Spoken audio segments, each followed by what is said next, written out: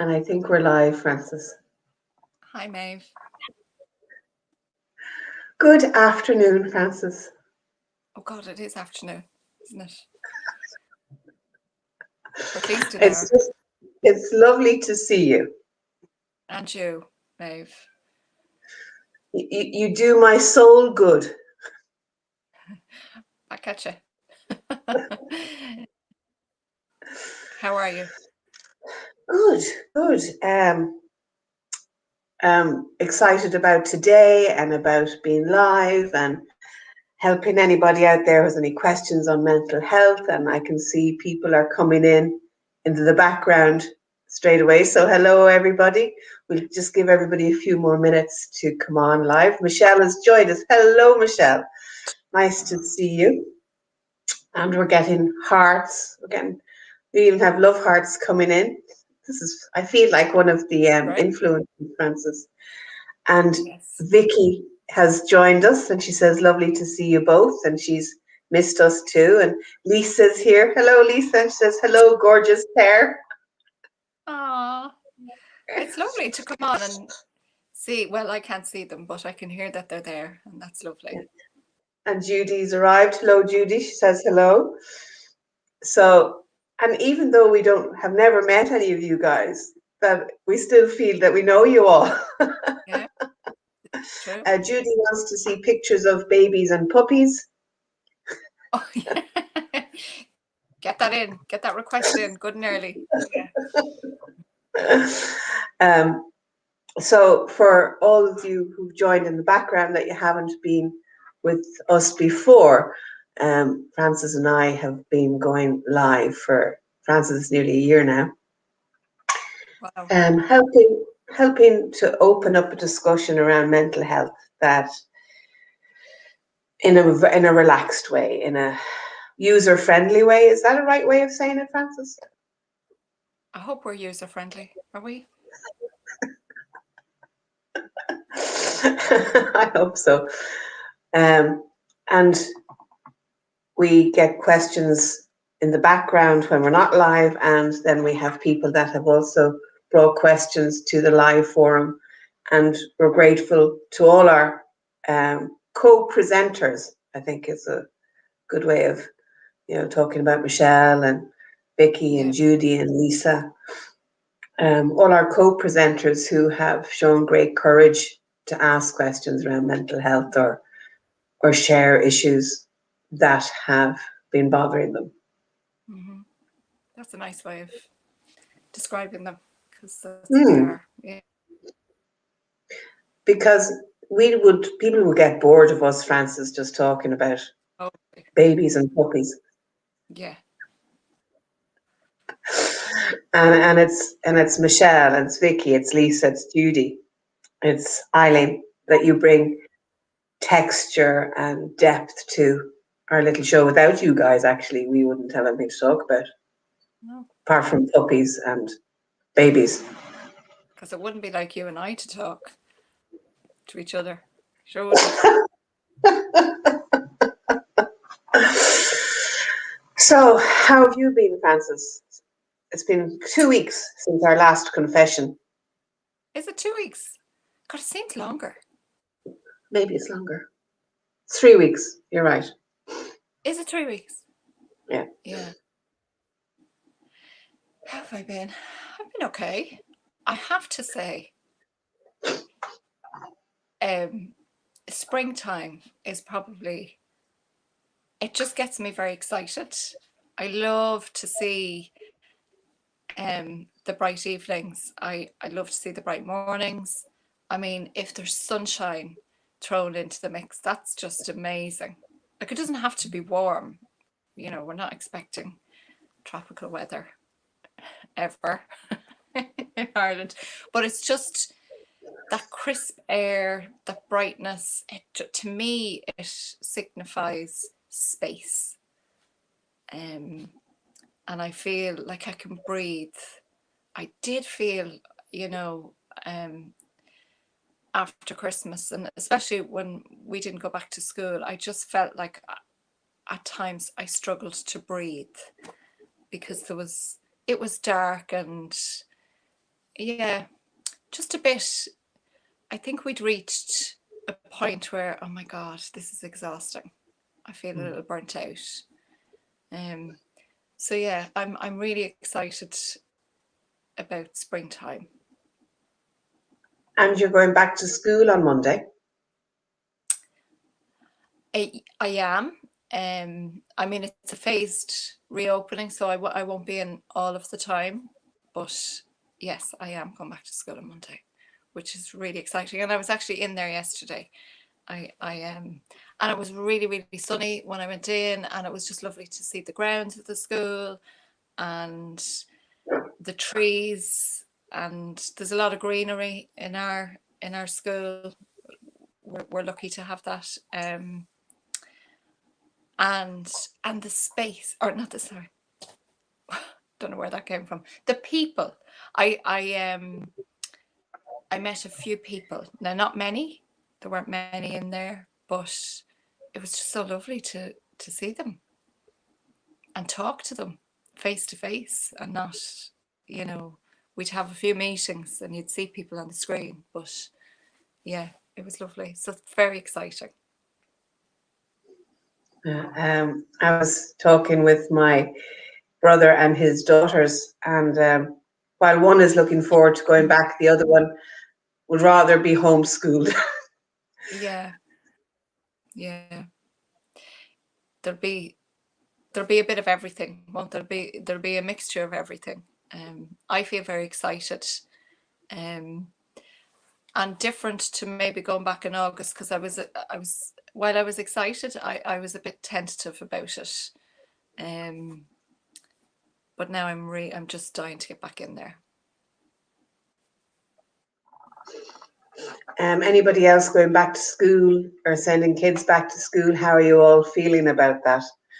Lisa has said here, have either of you done a client formulation? And if so, have you done a mindfulness-based one? I don't know what a client formulation is, Frances. No, I don't either. I wonder if client formulation. I don't even want to guess what that might be. Maybe Lisa might give us a bit more information or context. I know that I would do mindfulness with my clients. Yeah.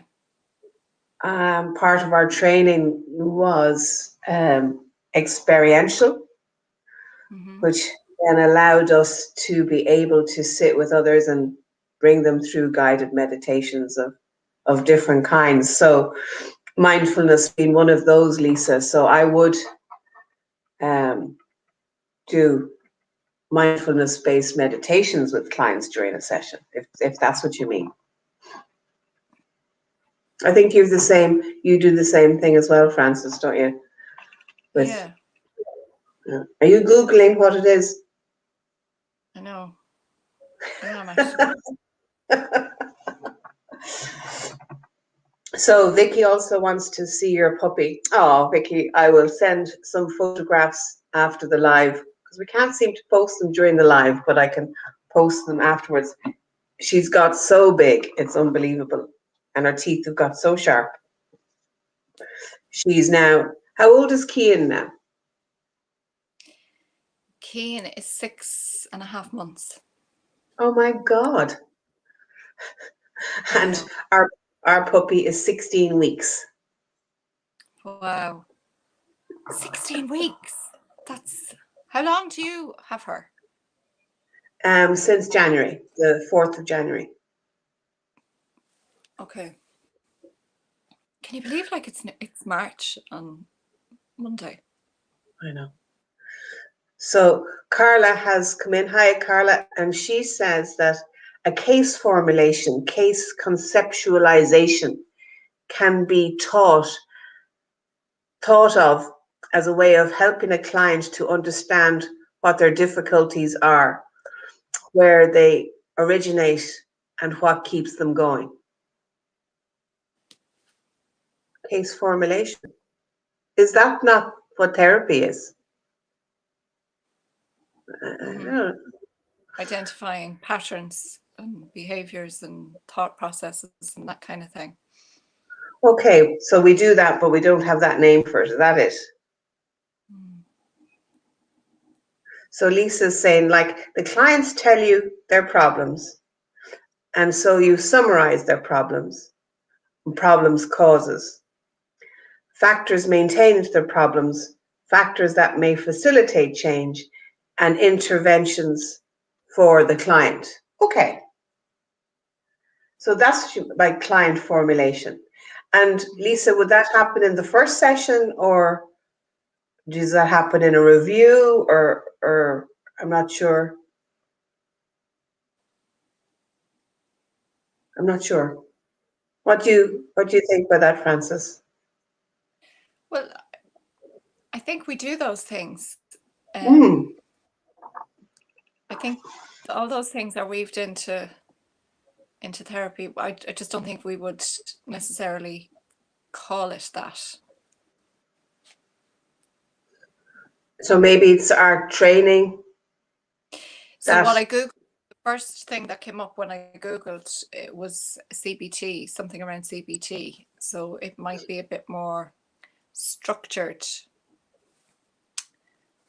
formulated, I don't know, a bit more strategy orientated. Okay, so Lisa said she's no idea, but she's been asked to do one for her uni work. So it's part of her training. I wonder, is it like a case study? Sounds like it. Mm. So yes, we would have called those case studies in our training, Lisa, and also to hypothesize. And these are nearly notes that you'd have for yourself that you mightn't necessarily share with your client at the start of a session because it might be a bit too overwhelming. But I know it can help me formulate a roadmap in my own head of maybe areas to navigate. Carla says, I understand this is the way the client is going to work their problems. Yes, the structures of the process. Okay. Yes, a case study. Okay. Very good. So while you might have a hypothesis of how a session is going to go with your client,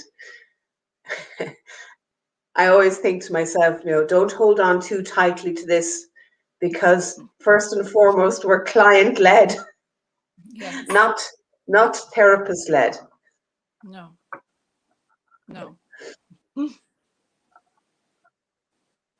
So, but it's good to have a vision. Absolutely. Yeah.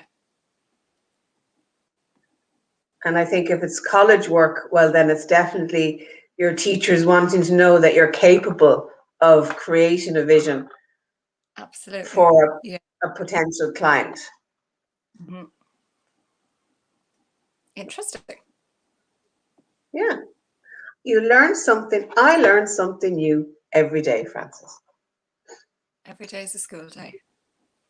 Client formulation. Mm.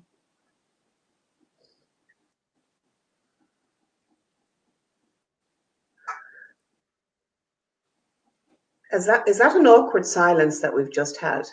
Sorry, I'm looking at you and I'm thinking, are you going to read something out? Because I have an awful habit of talking, and then I end up interrupting you. So apologies. So no, I was just checking that I hadn't missed anything. Sorry, Frances. That's okay. So have you any questions? Nobody's saying anything about the schools. We don't have any people returning to school, or I'm not here yet anyway. Mm. Vicky said, you've both brought me back to college days. Educated guess. Yeah. That's a good way of putting it, an educated guess. Yeah. I like that. There's a lot of them. So we get messages privately in the background, and one of them, or the theme of the ones lately, have been about one of our favorite topics, Francis. I was getting all excited when the questions were coming in about boundaries. Okay. Mm. And how difficult boundaries can be when you're all living in the same house in lockdown 5, and you've got kids and parents and offices and schools and everything in the one house. Yeah. Like, how do you navigate boundaries?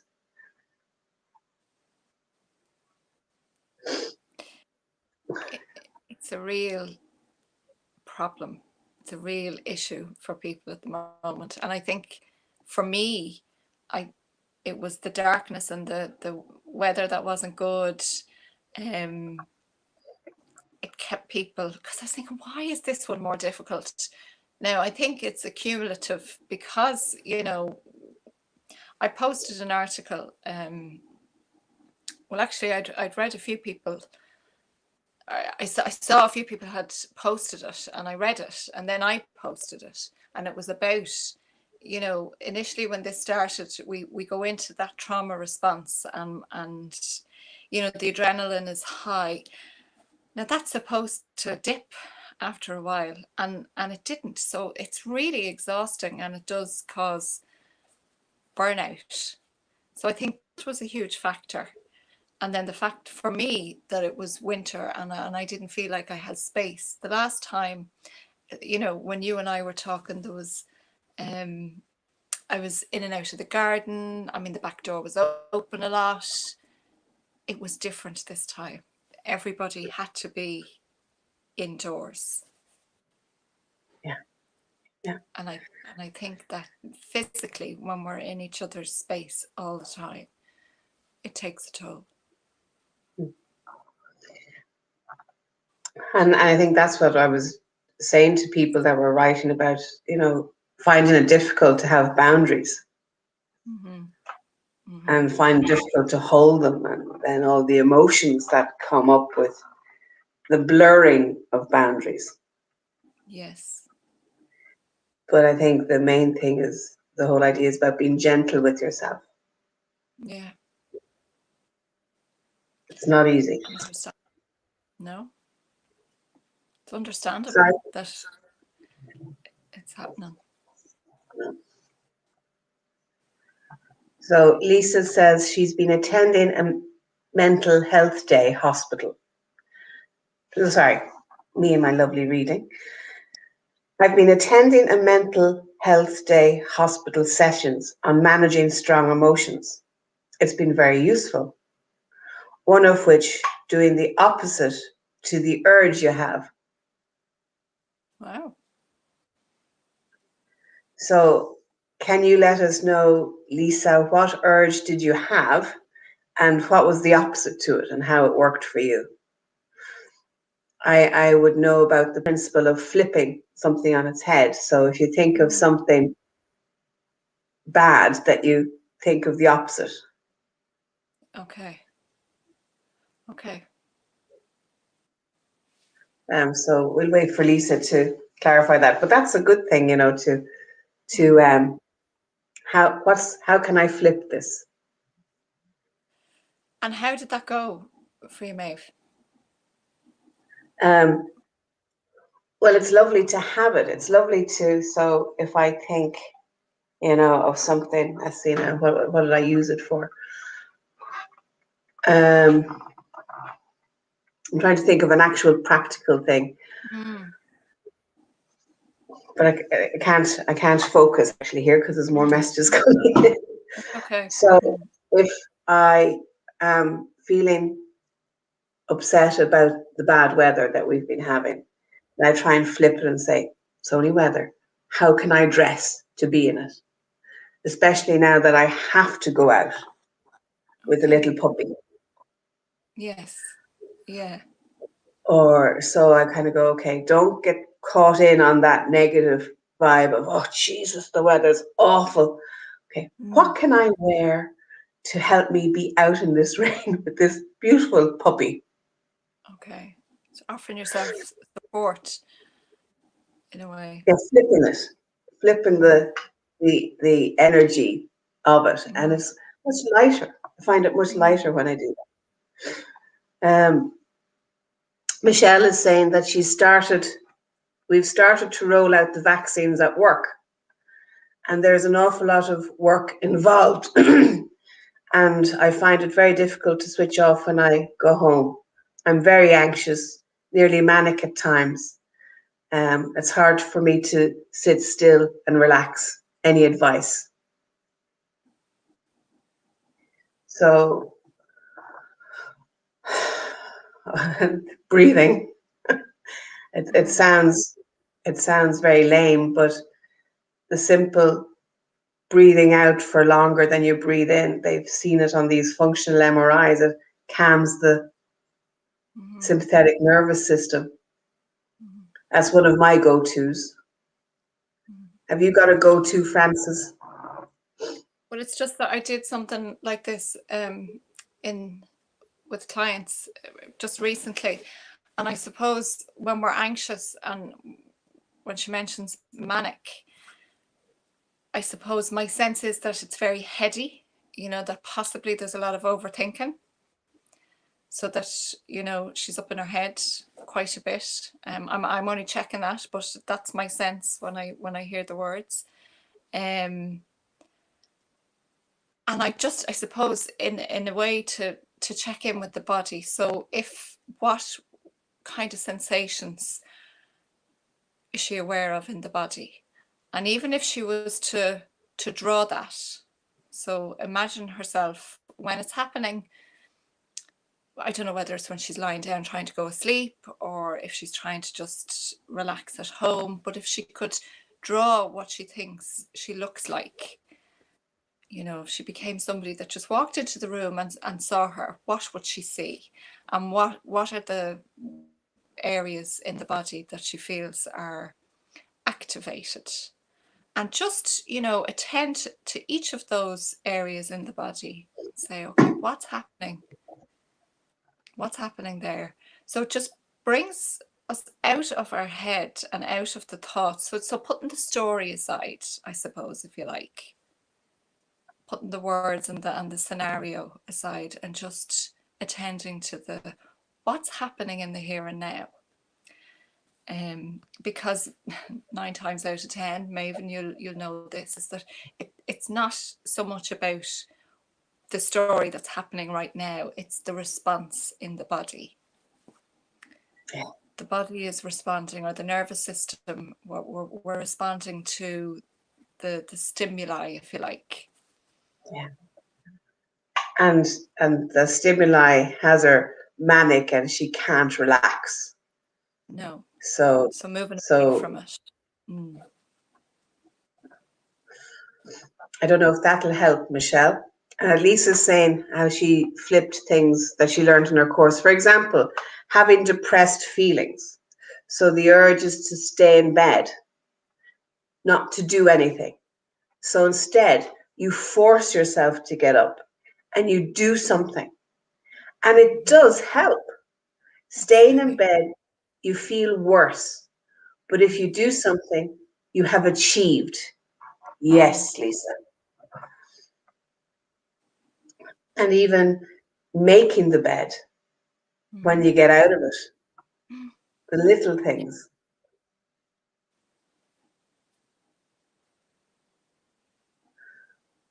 So that's a great example, Lisa. Thank you. So when you don't want to do something, you force yourself to get up and to do something. And Lisa has found that it really helps her. That when she stays in bed, she feels worse. But if you do something, you've achieved something.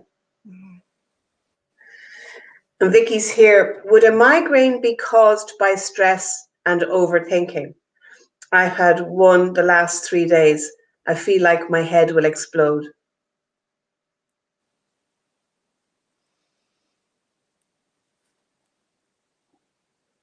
Migraines are funny old things. And it can be for all sorts of things. And it's always good to get a persistent headache checked out by a professional. Mhm. But are you in the middle of stressful thoughts, Vicky? Are you experiencing difficulty at the moment? Maybe it can be attributed to that. But if there's some, you've had one for 3 days now, so it's always good to get something like that checked out. Mm. And is it, I don't, maybe cyclical isn't the right word to use, but is it a pattern? I know I get headaches, and it might be due to my cycle, or it might be due to stress, or when my head gets really full, too full. So there's different aspects of our well-being to be checked out in that, and it's no harm to consider, well, is there something stressing me out, and what might that be, and to attend to that, as well as all the other bits that are important to check out as well. What did they say, that chocolate and red wine are no-nos for migraines? They can. Mm-hmm. So you've been having a lot of chocolate and wine lately, Vicky. Jennifer's just arrived and she says, "Hi, Francis." Hi, Jennifer. Michelle is saying, "I find it very difficult to sit with or explore it. I get panicked and pains in my chest. I just can't sit still." Yes, I'm always very heady. So you called it there, Francis, when you're saying that about Michelle, that she's always very heady. Peter Levine is a great one for talking about movement and to shift stuff. So the simple jumping jacks. Yeah. So did Michelle mention the word agitated there, or am I imagining that? Let me just check. Sorry, Maeve. Oh no, it's okay. So she was saying that she feels anxious and manic at times and can't sit still. And then she went on to say that you suggested about connecting with her body. And then she said that she finds it very difficult to sit and explore it. She gets panicked and has pains in her chest, and she just can't sit still. And yes, she's very heady. She said while she enjoys the chaos at work and the productivity at work at the minute, it's when she gets home. Yeah. To be able to switch off. Yeah. So that stillness, that being in the stillness while we're busy, and there's external noise and external distractions, that's all fine. We're working with that. It's when we're then maybe still, and then what's happening in the body is a little bit more, you can feel it a little bit. It's a bit more present. But there's something, I think, around Michelle not feeling safe fully in her body to really go into those felt sensations, and she might really need some support around that. The going up into the head is her way of coping. But then she's probably done that for so long, it's excuse me, it's not efficient anymore, and it's probably crossing over into being more destructive and more unhealthy for her, not giving her what she needs. Yeah. But support might be important there. Yeah. Vicky was saying the same things happening to her as Michelle, that she says that, me too, it's anxiety for her. Vicky feels it's anxiety for her, so maybe it's anxiety for you, Michelle. And Vicky said, no, lots of stress, no chocolates or wine. So while there are more courses out there now online about stress management, It's the practice of becoming aware is always a good thing, but it's the practice of how to change it. Like Lisa was saying, how can I change this? How can I do something different? And I suppose, what am I going to say? So, when we're in that place of stress, it can be very difficult for somebody to counteract that.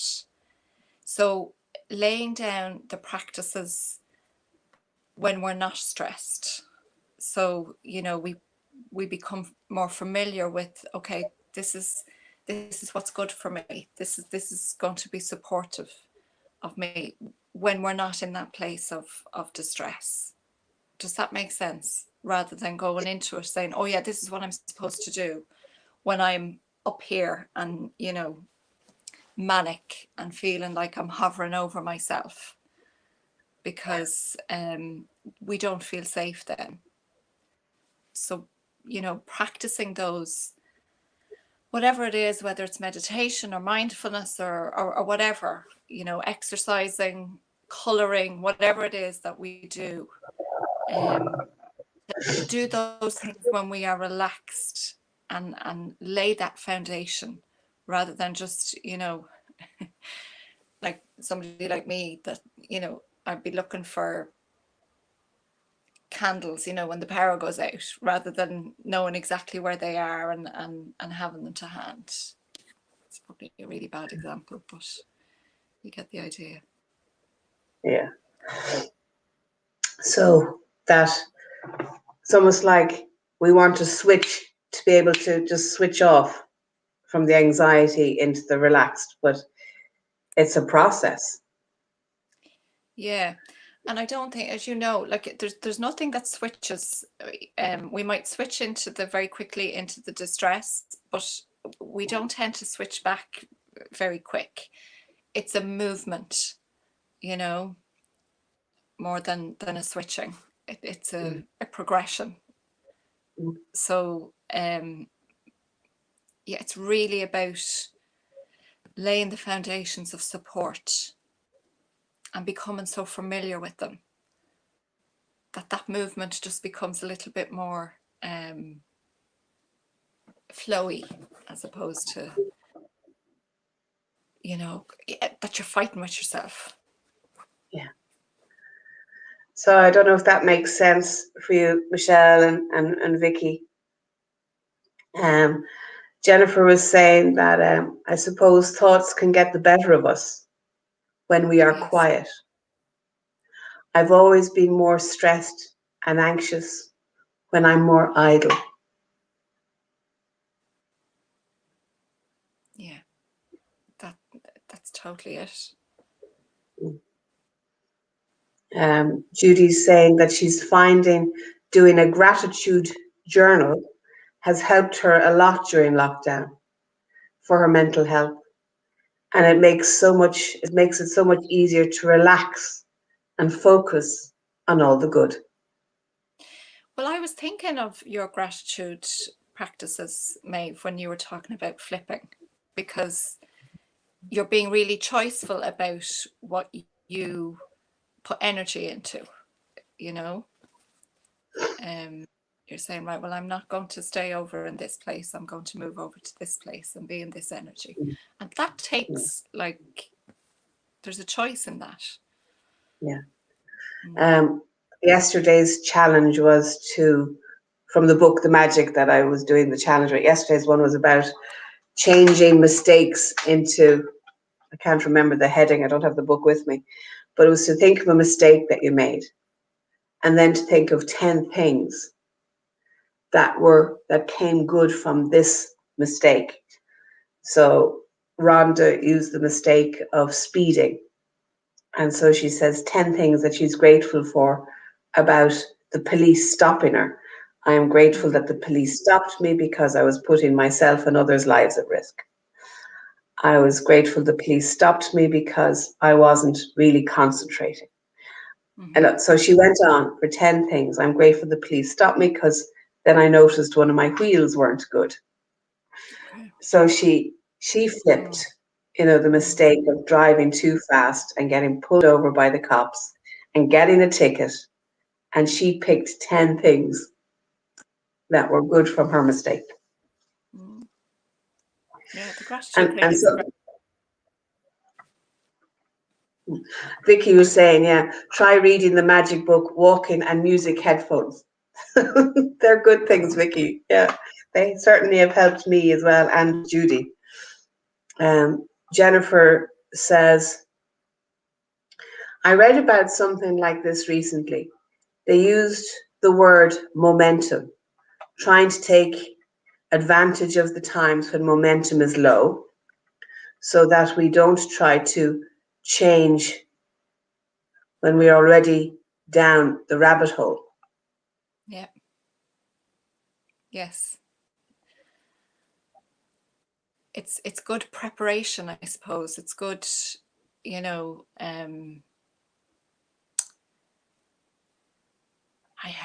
preparation, I suppose, yeah, for when distress comes.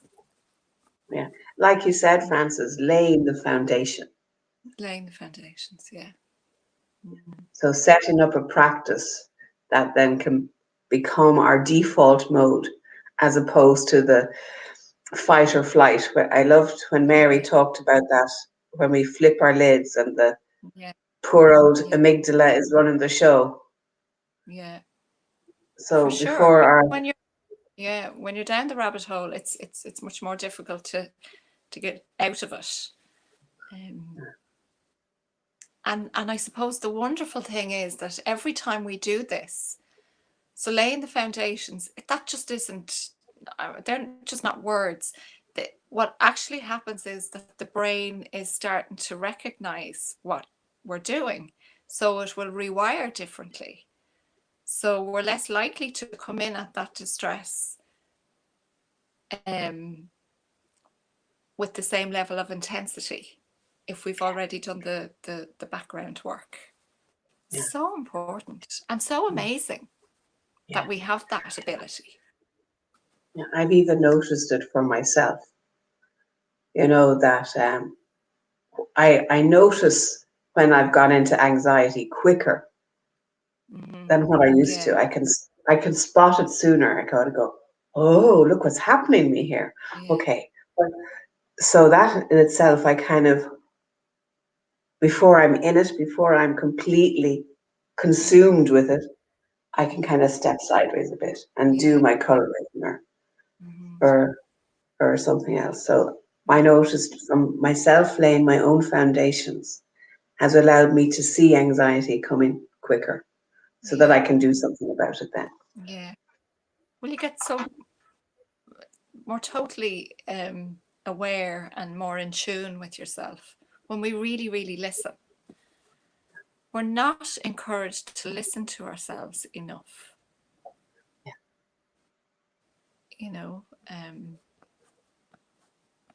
I think that's just the greatest gift we can give to ourselves, is to listen to what's happening. Yeah. Michelle's saying that her house has never been cleaner and she's become obsessed with killer Sudoku. Oh. Now, Sudoku, really good. Really good. Because apparently when we're being creative, which is like with Sudoku, we cannot be in our traumatized section of the brain. It helps to shut that off when we're doing something creative. And Sudoku is very creative. Very. And requires focus and concentration, which is, brilliant. And Jennifer said, for the first time in her life, I really want to rewire my brain, like you said. I feel ready to do it. Yeah. Again, a brilliant gift to give yourself. But isn't it amazing that ability is there? And there's loads of books on neuroplasticity, which is the fancy word for brain rewiring. Lots of stuff out there at the moment. Norman Doidger actually was one of the ones I enjoyed reading about neuroplasticity. Vicky was saying that when you don't listen to yourself, you fight with yourself. She said, I learned that this week. So maybe that's where the migraine is coming from, Vicky, that fight that you're having with yourself.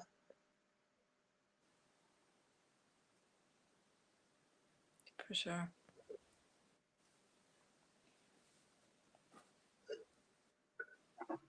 So, how are you doing there, Maeve? Reading all those comments. Are you okay?